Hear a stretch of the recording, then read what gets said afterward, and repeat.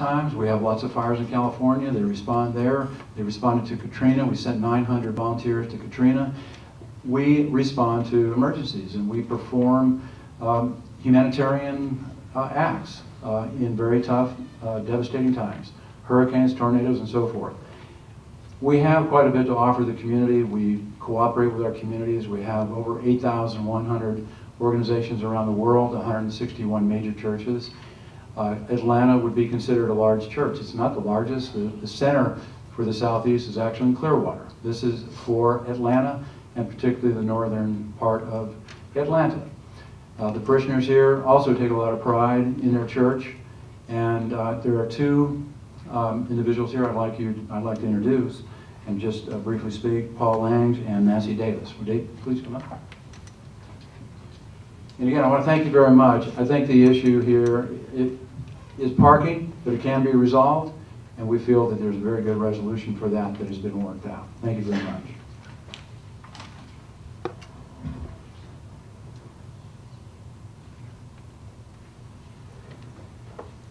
Good evening. Thank you for your time. I'm Paul Lang. I'm a resident of Sandy Springs. I live at 475 Kenbrook Drive, off of Londonderry and Long Island area. I'm a business owner here in Atlanta. Have been involved and a member of the Church of Scientology for many years, and I'm extremely excited and proud about the fact that it's coming to the city of Sandy Springs. As a resident of Sandy Springs, I will tell you that I've personally witnessed Scientologists and Scientology make an incredibly positive impact on the community.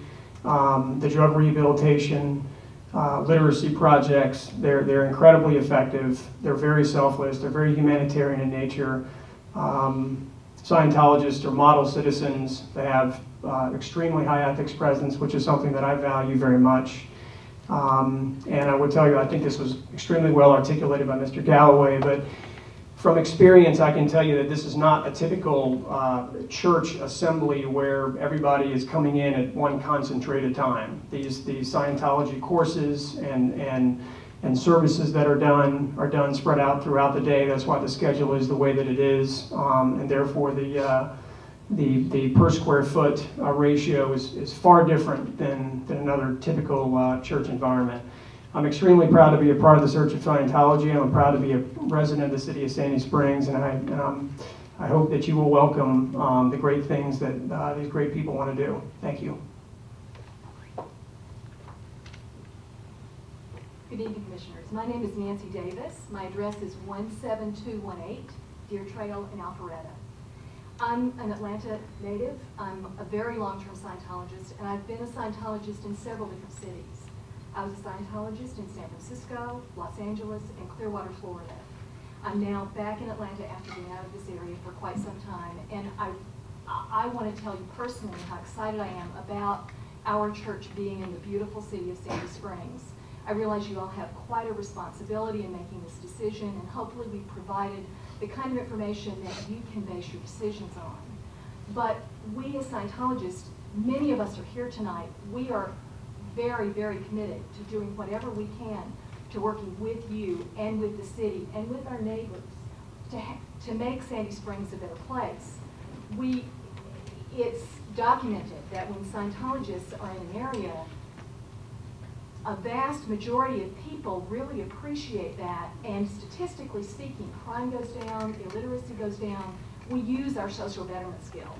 I'm a volunteer minister myself, and I can tell you that I've personally helped many, many people through many, many situations, and will continue to do so. And that's what we wish to do. All of our people that are here tonight and all the Scientologists in the area that can't be here really wish to work with you, partner with our neighbors, despite whatever disagreements there might be over parking and such issues. Those are frankly smaller than the conditions of our cities, the way that we relate to one another, the communication, the crime that exists in our cities, the drug abuse, and we're here to actually try to help with those things. So I just like to say I really appreciate the time that you've taken, the time that all of you have taken, and all of your presentations, and the wonderful presentations from our staff here, and we hope that you will approve our requests. Thank you. Just in closing, I wanted to bring it back to a couple of points. You've got before you your ordinance. The parking ordinance for the city of Sandy Springs. What we're asking for you to do is apply your own ordinance as it relates to parking. Recognize the fact that O&I allows a church as a permitted use within OI. It's not as if we are trying to plop down a mega church deep within a single-family neighborhood on a 2-lane road. This is on a 5-lane highway. It's not as if it is within the midst of a neighborhood. It's next to O&I and next to a post office and across from multifamily. So with that said, we hope that you will recommend approval pursuant to the staff's alternate conditions, which again, they found acceptable based on the caps and the other conditions that we included. We feel like to not agree to support this application would impose a substantial burden on the Church of Scientology, because they do need a great deal of space in order to practice their religion. And to impose that burden on them without any corresponding benefit to the public, because traffic is lower, we've capped occupancy to make sure that we're not going to have a traffic problem. If a traffic or a parking problem does present itself, they will go off-site and they will get additional parking. It is something that they have committed to do, and we will ensure that that does not create a problem for the city of Sandy Springs. Glad to answer any questions that y'all have. Thank you. Thank you. With that, we'll close the public hearing. All right. Nancy, a couple of quick questions just for clarification purposes here. Make sure we're all dealing with the same thing. We are looking at either your general conditions or the alternate conditions, either or, is that correct? That's correct. Okay. In the square footage computations, are you comfortable with your computations? That's been challenged in one of the presentations tonight. Where are we with that? I believe that the staff's conditions address the issue, because in every case we indicate the whichever is less provision so that staff's comfortable with the calculations. And Mark, on the traffic side, you had studies done, you did studies. Exactly what was the process on that? All right. This, the application itself fell under the threshold that would be required for a rezoning to do a full-fledged traffic study by the ordinance. I did do and have done several iterations of sort of trip generation calculations, which are very similar to what you see on the board there, and have come up with basically the same conclusions that you see there, because we're all kind of working out of the same national playbook.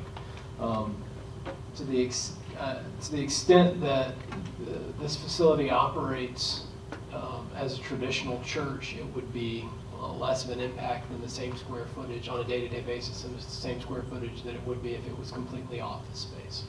I kind of made several attempts, some of them based off which is no longer, I believe, in the staff analysis, but on the sort of a percentage breakdown. If you remember the original first attempt on the staff analysis for parking, sort of broke down by sanctuary, office, classroom use.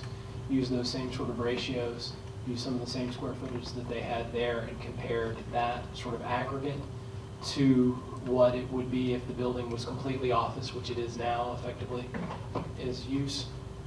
And the trip generation numbers were almost exactly the same. I mean, literally within single-digit differences, both from daily traffic use and AM and PM peaks. So I feel confident that the use that they're proposing, as well as I understand it, would be